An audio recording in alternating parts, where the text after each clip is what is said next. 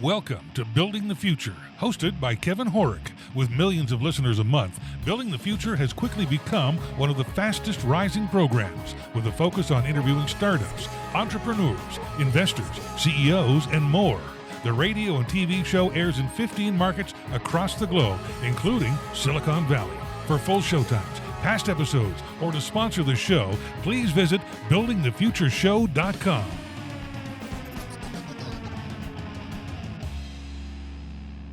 Welcome back to the show. Today we have Will Robinson. He's the CEO at Encapture. Will, welcome to the show. Thanks for having me on, Kevin. Glad to be here. Yeah, I'm excited to have you on the show. I think what you're doing in the AI kind of machine learning bank and lending space is actually really innovative and cool. But maybe before we get into all that, let's get to know you a little bit better and start off with where you grew up. Yeah, sure. I'm a Texan. I grew up in Dallas and Very cool. Went to school down at Baylor, which is Central Texas. Big family school for me. And it's funny. I was a finance and econ major, like in the business school, and thought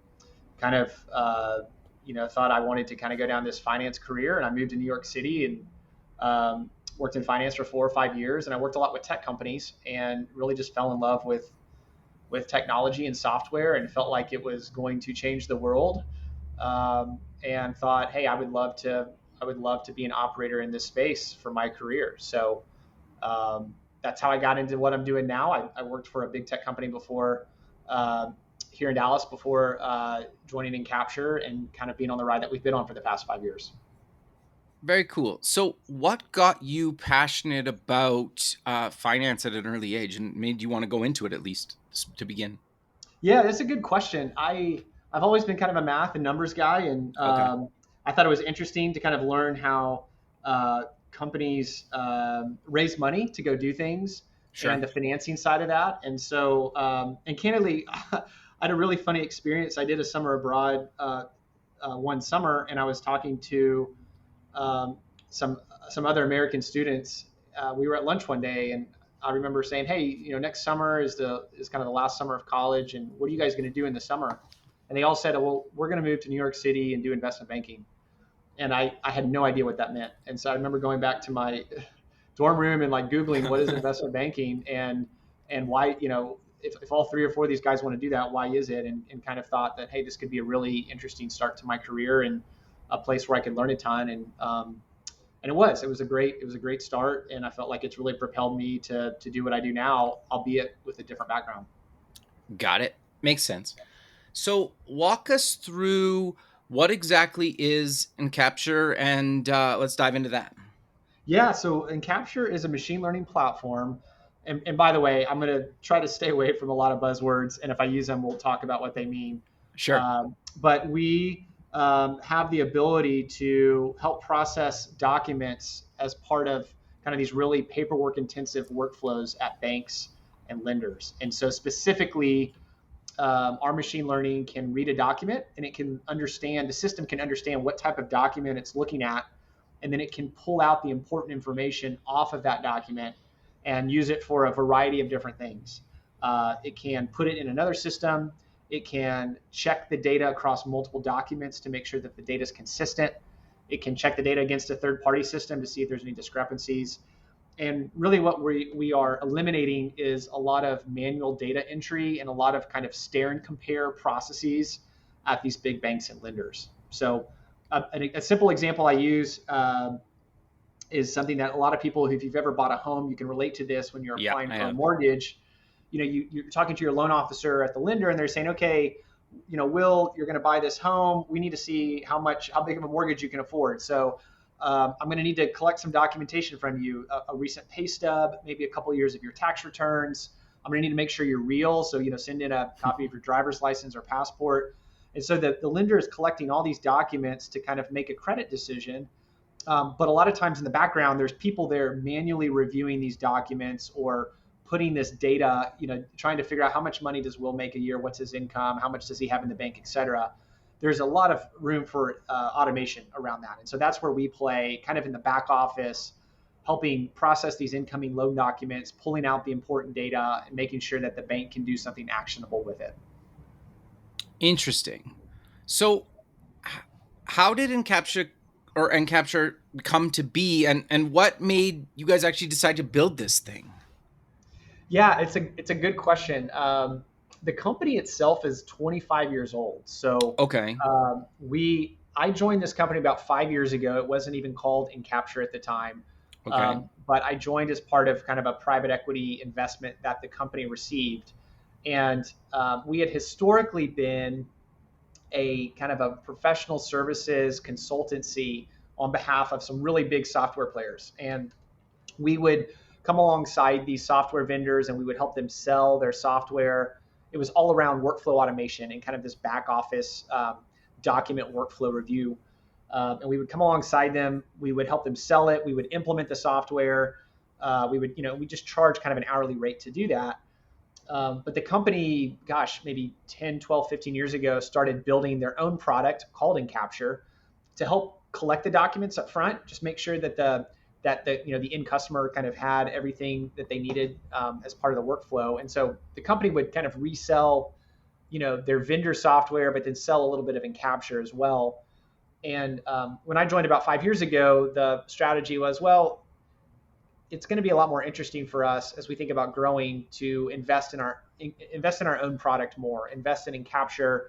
At the time, machine learning was kind of just coming into its own in terms of its capabilities around reading documents and extracting data.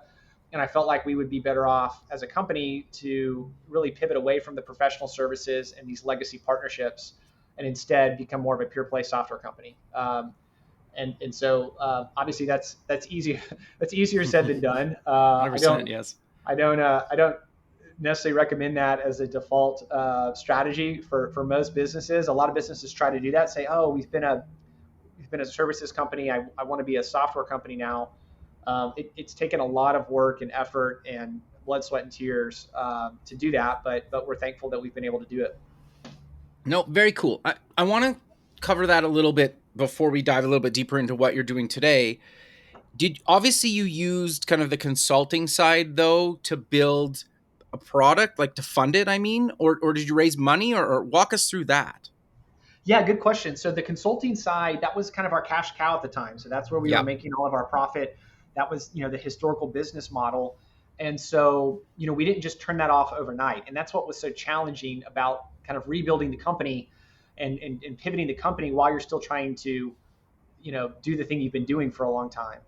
And so we used the profits from our consulting to really reinvest into our software platform. And that was a very incremental process. Candidly, it took us, 3 to 4 years to completely kind of let go of all of our legacy consulting business and become kind of this pure play software business. And so I'm thankful my investors were comfortable with that strategy and approach. You definitely have to take kind of a long-term vision to be able to do that. Sure. In terms of raising money to do it, we decided that we just wanted to fund this organically. Okay. There were pros and cons to both, but we felt like in the long run, it would be better for, candidly better for the shareholders and better for us as leaders of the business who also were shareholders. We felt like we could create more value over the long run by doing this ourselves versus going out and kind of following a traditional venture capital model where you go raise a lot of money and try to go really, really fast. So that was our approach. And, it was a really hard decision to make, especially a couple of years ago when we were starting to have success and the software world was going just absolutely insane from a fundraising perspective. We intentionally kind of sat that out and said, hey, you know what? We're comfortable with the growth we have and the progress we're making and the way that we're funding that. Hindsight 2020, that was a very wise decision for us. I feel like we're in a much stronger, healthier spot as a company.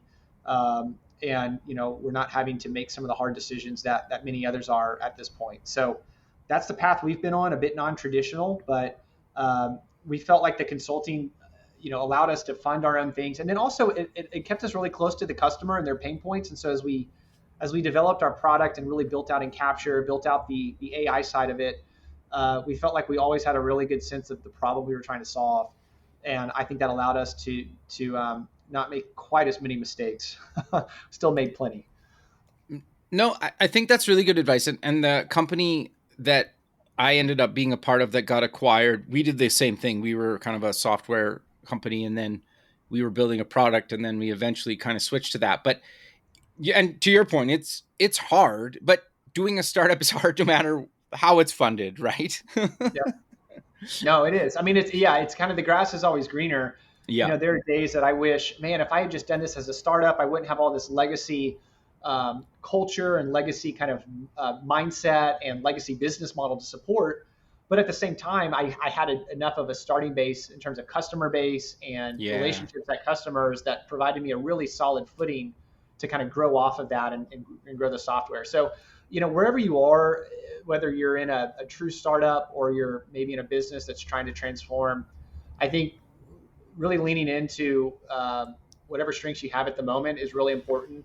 And honestly, I wish I had moved faster. I wish I had been a little bit more bold in terms of that transition away from the legacy. I think I held on a little bit too long to a few clients, a few projects, a few people internally that I thought, oh, these people are going to be able to make the transition with me. They're going to be able to be part of kind of the new vision, the new culture. And unfortunately, many of them were not. They were just very much accustomed to the way things had been done, and it was better to kind of start fresh with a lot of roles. So had a lot of turnover on that front, which was not necessarily plan A for us, and definitely hard to go through. But ultimately, we're a much stronger organization now because we have the right people in the right seats. Interesting. Okay, I want to dive a little bit deeper into that. So I'm curious, did you use or did you get to leverage some of your current consulting customers into kind of the SaaS company that, Encapture is today? Or how did you leverage that and start getting some early customers? Yeah, that was a big part of our strategy. We kind of had an initial set of customers, and remember, these are customers that had purchased Encapture a decade ago, and they were still using it. Now they were using it in a way that we didn't see as, necessarily the vision for the way forward, but they had the product. They were working with us already. They were getting value out of it, and so we were able to start with them and then say, okay, what else can we do for you? Or here's our vision for where we're trying to take the product. How does that marry up with what you guys need in your organization? And candidly, selling into banks and lenders is very, very hard. It's a very traditional group of buyers. They have they need a lot of social proof, and so having logos, established logos, was a huge help for us. And being able to kind of point to case studies and say, well, look, this is what we're already doing for a peer of yours. That really allowed us, I think, to accelerate our growth versus starting from scratch. And so we definitely leveraged them. Now, I will say we got to a point probably 18, 24 months ago where we did have some legacy customers that were not really buying into the vision of where we were going as a company and where our product was going. And we had this choice of, well, do we continue to support kind of their legacy use case with the legacy product? And for many of them, we chose not to. They chose not to. It was mutual. And we kind of said, look, if we keep supporting this legacy customer base, that's just going to distract us from what we're really trying to do. And so we parted ways. And again, it's hard to do that, to have churn and say, hey, well, customers are leaving, but ultimately those customers were a really big distraction for all of our teams. And there wasn't growth in those accounts that we needed to see or we wanted to see. So ultimately, even though it was a bit of a reset from a revenue perspective, I feel like our portfolio of customers now is a lot healthier and it's a lot more aligned with our vision as a company. No, makes a lot of sense. So let's dive a little bit deeper into what exactly Encapture is. So what was it and what is it today? Yeah, that's a good question. So it started as it started in the old days where if you wanted to get a mortgage or a loan, and I mentioned the example of a loan officer asking for documents. Typically, the way you would do that is you would go into a local bank branch and you would have like a stack of your tax returns, or you'd have your driver's license, and that branch employee would make copies of your documents or they'd even keep the kind of the documents you brought, and they would have like a FedEx truck come by, pick them up every single night, and they would courier those documents to some sort of central processing facility, usually in the middle of America, and people would open up your file, open up your document set, and they would start looking through it. And if there were any issues, maybe you didn't provide the right documents or you didn't something looked off, they would then call the bank branch and say, hey, you need to call this borrower back, have them come back up and submit additional documents. So Wow. as you can imagine, it's a very, very laborious, time-intensive, long process. I mean, it could take several weeks for those documents to make their way. And so the product started really as an integration into the big scanners, the big multifunction devices that we all kind of have in our office buildings or that you have in a branch. It's the big scanner, that copier machine that's, several feet high. And what we would do is we would integrate with that machine. And so when you scanned or copied a document, you would hit a little button on the LCD, display that said send to Encapture. And so we would digitally ingest that document, and we would put it in the right workflow so that you didn't have to courier a document to a physical location. So it was kind of this digitization of documents in a very, very basic way. That was our original use case. There was nothing smarter than that, other than just sucking documents off of a scanner and sending them into the right workflow, someplace across the country. Where we are now is we've kind of built on that foundation of capturing documents. We can capture from a lot of different sources, not just a scanner, but we can capture from your email, from a fax machine, from a customer portal online. It's all API driven, so we can really kind of ingest, suck in documents anywhere. But the secret sauce now is the AI. And so that was something we didn't have that we built out.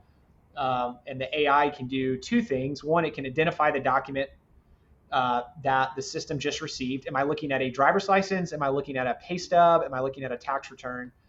There's hundreds of documents we can look at. And then based on that, can I pull out the important information? Driver's license, it would be somebody's name or date of birth or address. If it's a pay stub, it's how much did they get paid and what's the time period on that? So I can kind of create a calculation of your annual income.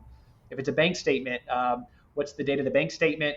How much do they have in their bank account? What are the debits and credits in that account that a bank will use or a lender will use to kind of determine your income?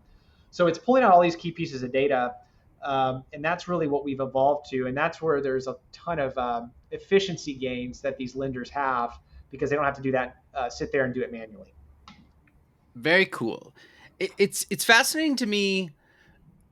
Maybe banks, well, I don't know this for sure, and you can correct me or you could tell me your answer, is banks aren't traditionally known for being kind of cutting edge on technology, but I've had some people kind of in the fintech space recently on the show, including yourself, where banks are actually leveraging a lot more kind of machine learning and AI, whether it's like from a third-party vendor like yourself or they're building it internally, than I ever thought of, which is awesome. I'm glad that's the case.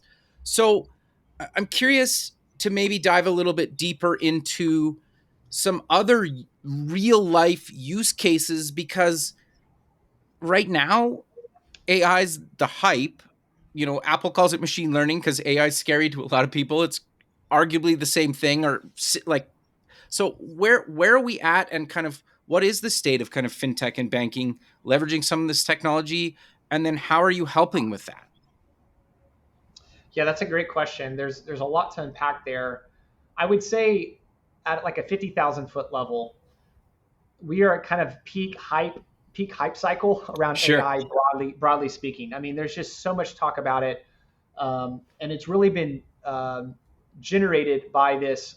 Sorry for the pun, but it's been generated by generative AI, Gen AI, the Chat GPT type technology that has really come to the forefront of the market in the last year. And I think this is one of the first types of technologies that I think from a mass consumer perspective, people go, wow, this is really impressive technology.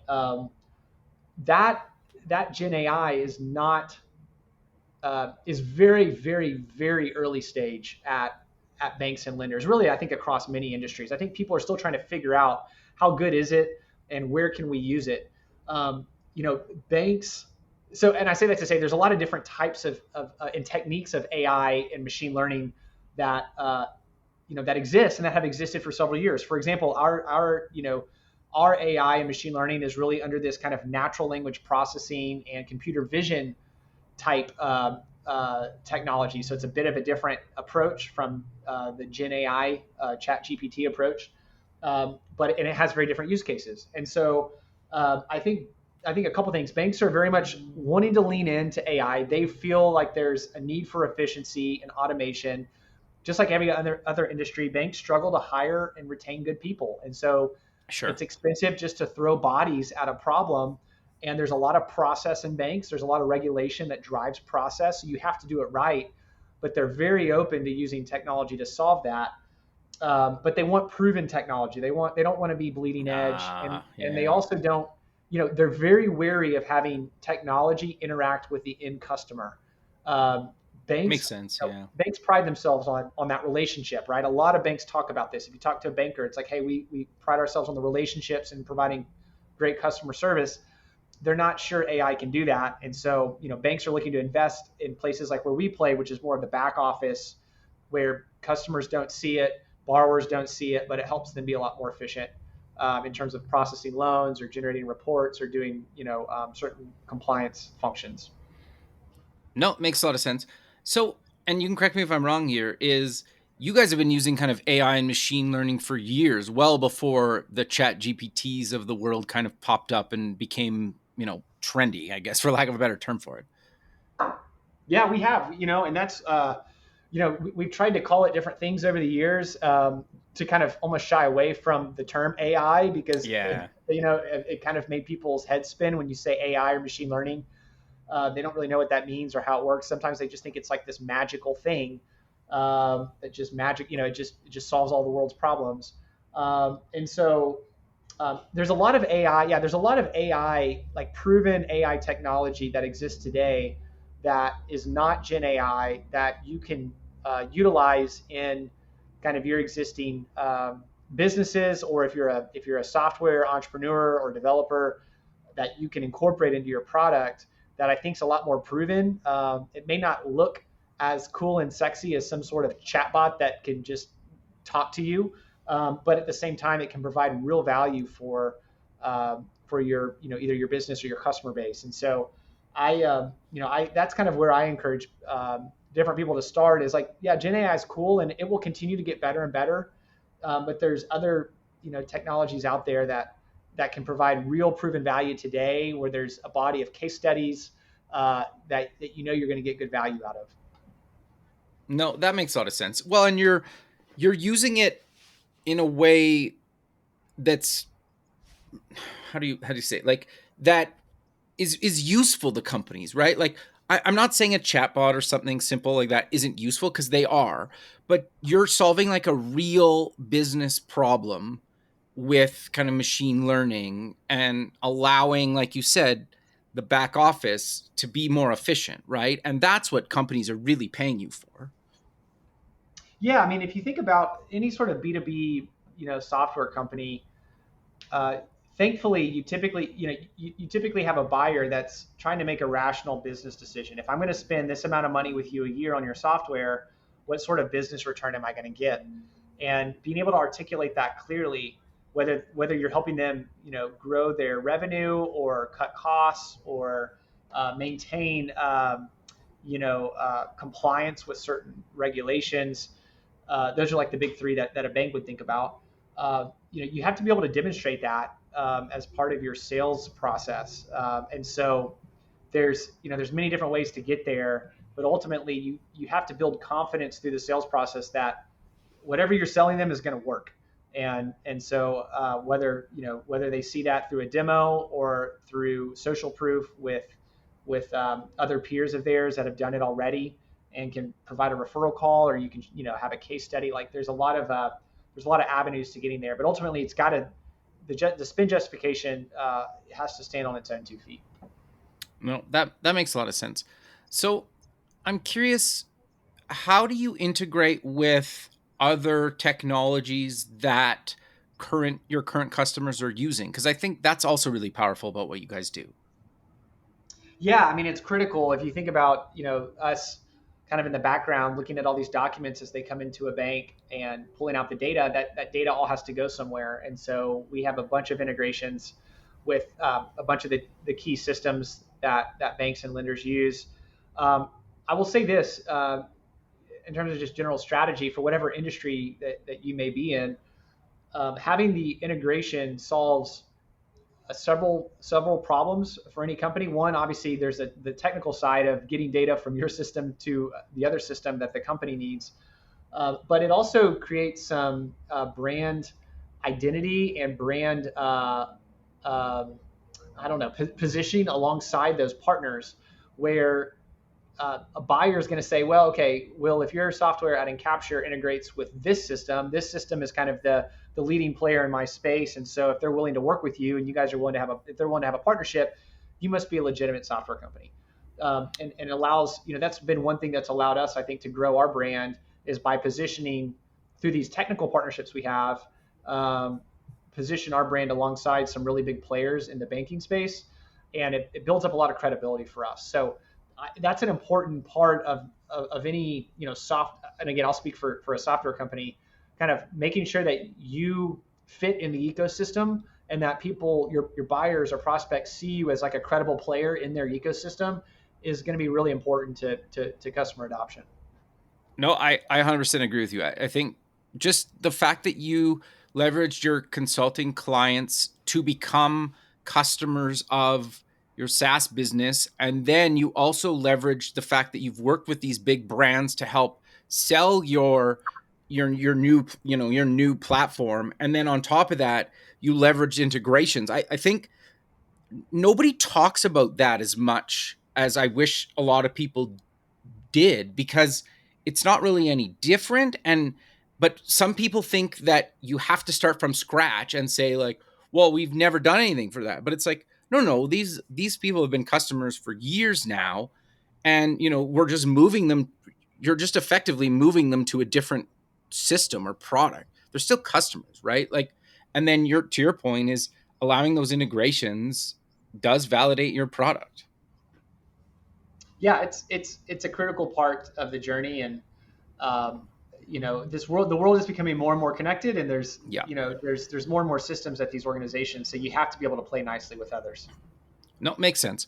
So how did you manage the roadmap of when you were building it early on and to now that it's like a living, breathing product that has customers? Because let's be honest, you have some very well-known banks on there that could easily say, we'll give you a couple $1,000,000 or whatever the number is to build X, Y, and Z.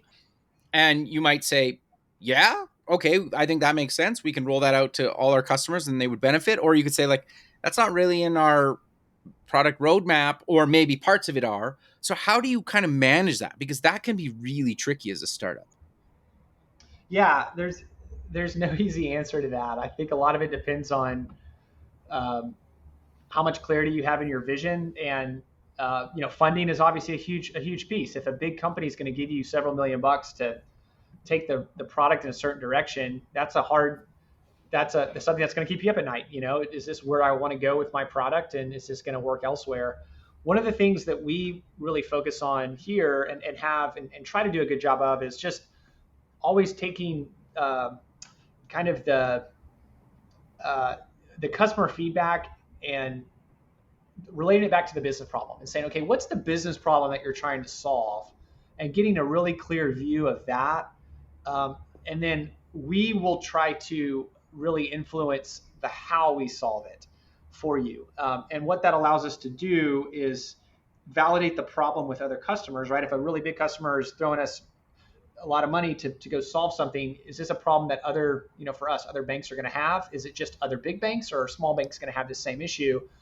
And if we feel like it's something that we can go sell again and again and again and kind of solve similar problems, then we're going to probably have a pretty strong point of view of how we go build that, and not necessarily want the big customer to tell us how that works. So there's some give and take there. I think as long as when it comes to customers, it's keeping a clear sight on what is the problem you're solving for them, And also this kind of bucks probably maybe some more traditional design thinking or product thinking. Um, I wouldn't always rely on your customer to have the best view of how to solve that. I think that part of what makes companies great, and you can use an extreme example like a Steve Jobs at Apple. Like he kind of would say, hey, Yeah. like people don't know what they want, right? Like if Yeah. people ask me what they want, they would never ask for an iPhone or an iPod or and so I think there's a little bit of you have to go create the vision and create the dream. And you're probably not going to get that from your customer. And so I wouldn't, there's a balance, right? There's a balance of understanding their problem, but also being confident in yourself to go build what you think is going to elegantly solve that, even if it may be different from what they say they want. No, makes a lot of sense. So I'm curious to get your thoughts on, because you've been in the fintech space a long time, what advice do you like to pass on to kind of founders or maybe people that are struggling in the fintech space, or that have, that you wish you would have known, maybe earlier on in your career? Oh, that's a good question, Kevin. Man, where to even start? There's so many battle scars, I would say, from doing it. I think if you're a founder, regardless of industry, whether it's fintech or elsewhere, or you're running a business, um, this sounds so cliche, but it's so true. The people you have on your team are everything. I mean, Yeah, that's 100%. everything. And I used to have people give me that advice, and I kind of just roll my eyes and be like, okay, that sounds really fluffy, and uh, whatever. I'm a smart guy. I can go figure this out. But you just get to a certain size and scale. There's no way you're going to be successful unless you have the right folks with the right mentality and right skill set on your team. And that's been a big thing that we've I think learned from as we've gone on our journey here at Encapture. And that's probably been the one common theme I can point to when I look at our successes here as well as our failures. Is the people that were involved in that. And not to say that great people don't make mistakes. We have all made many mistakes in our journey, but really great people learn from that and can kind of push through and figure out how not to make that again, or how to build a more resilient company. And I think people who struggle are ones who can't see how to get themselves out of that, and they kind of feel like they're just overwhelmed by the mistake or the pressure. And so that's a big thing, is as you get going, whether you have 3 employees or 30 or 300, really being intentional about the type of people you have, the culture you're trying to build. And when I say culture, I mean kind of set of core values and attributes of your team to create a high performing team. Being very, very intentional about that is going to serve you well, even if you run off some people in the short term that you may think are really critical. I've had people here who, when I started 5 years ago and they were existing employees at the company, I would have said, man, if this guy or this girl leaves the company, we are screwed. Like, there's no way we're going to make it. And you know what? Like, those folks have left, and we're doing better. We're doing better because it wasn't their technical skill set that was holding us back or keeping us afloat. It was their mindset and ability to kind of be part of the team and the vision we were trying to do. Interesting. Now, I agree with you. I think, especially nowadays, with like people being remote more and more, not everybody's remote or it's hybrid or whatever, but just having that kind of team, it's very, very challenging to build a really good team. But if you can get it, you're so lucky, really. Well, and like I would challenge it and say the mark of being a good leader of a business Okay. is your ability to attract and retain the right kind of people and build that environment where they can be successful and you guys can be successful as a company. And that looks very different, based on the type of business you're trying to build, specific values of that organization.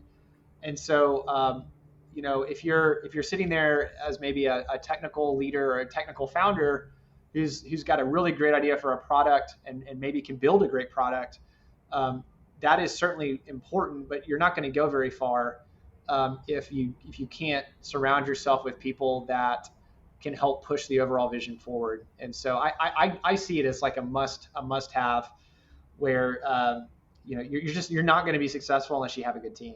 You're not going to break through. No, I 100% agree with you. That makes sense.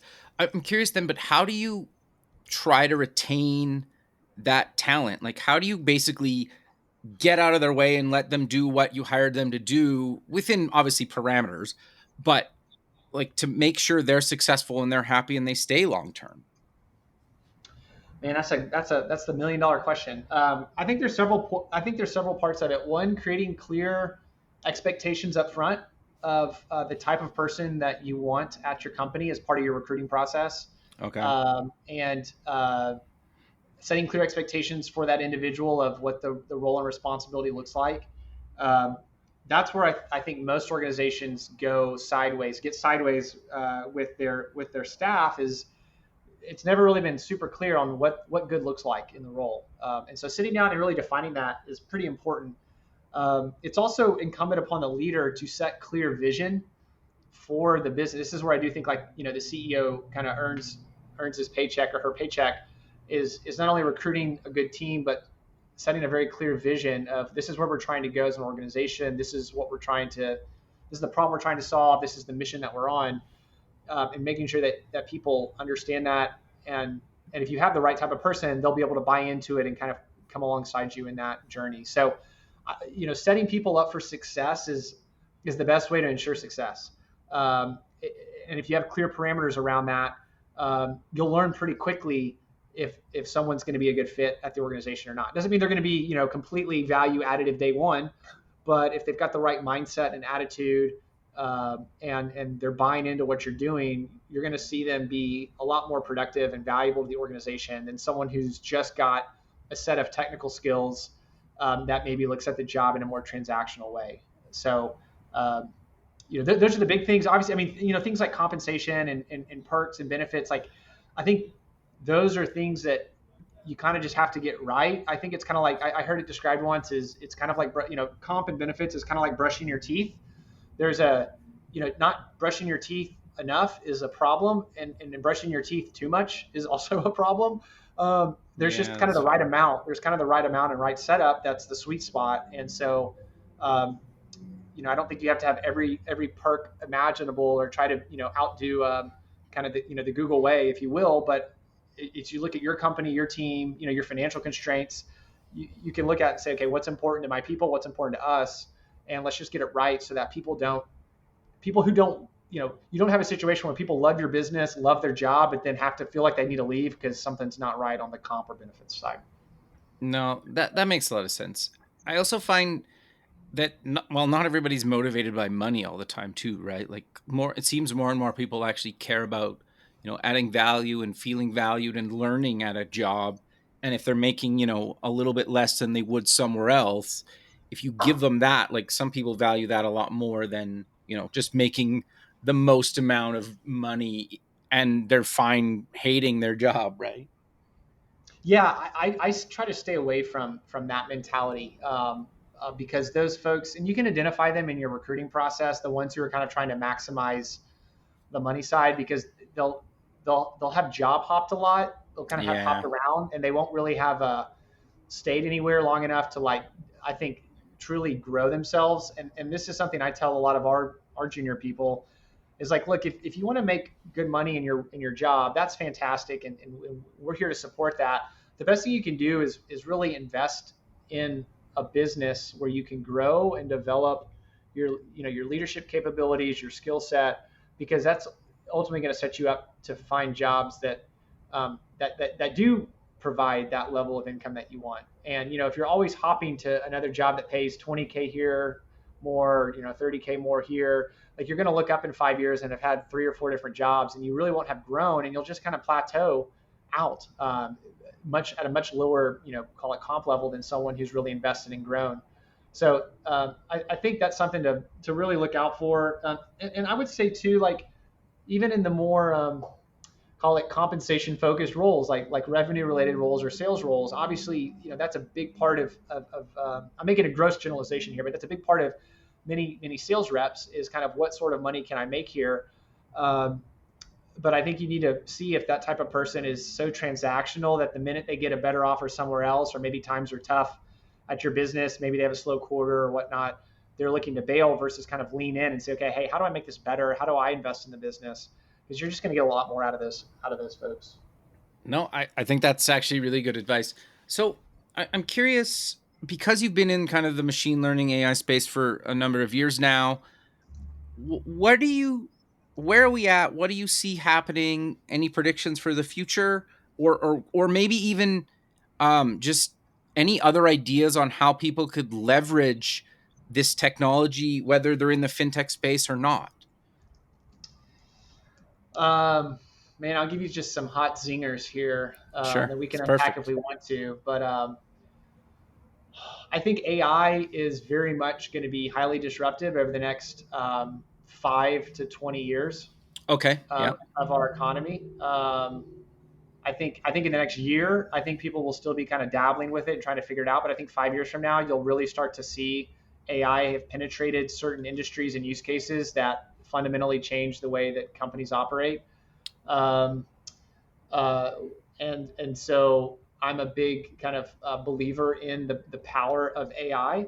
I don't have a super here's my next zinger, I guess. I don't believe it's going to be this Skynet take over the world type situation. I don't think our AI is nearly capable enough to do that, nor is our compute power on the hardware side there yet. Now yeah. that could change, but um, at this point, I'm more in favor of let's give more people the ability to access AI and use it and build it versus try to overregulate it. I think that will do some long-term damage.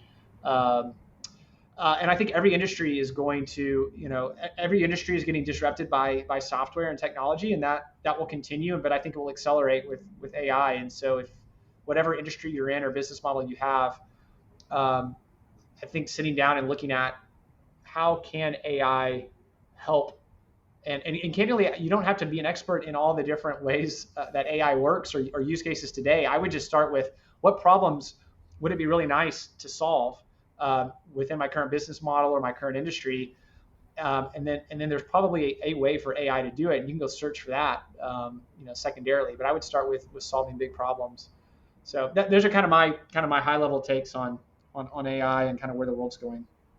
No, I agree with you. I don't think it's all doom and gloom. If anything, I think it's gonna, and you're already, well, Capture built a whole business around it, is basically getting rid of the kind of boring, mundane, kind of time sucking tasks, right? And I think if you can leverage AI to do some of that stuff for, yourself and your team, and they can work on some of the funner parts of their job, it frees them up to do and grow and probably maybe even stick around longer, because they're not going through some manual stuff that a computer can do nowadays with machine learning or whatever, right? Is that fair to say?